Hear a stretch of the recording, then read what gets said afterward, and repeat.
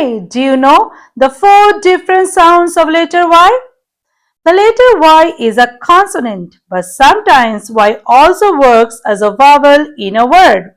So the Y makes long E sound, as in baby, funny.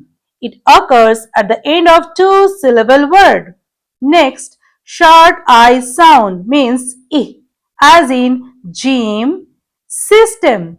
It occurs in the middle of a word. Next, Y makes long I sound, as in my, cry.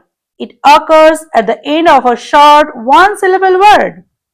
And the last but not the least, consonant sound. When the words begin with letter Y, it makes consonant sound. Y, as in yuck, yellow. So the sound of Y depends on its position within a word.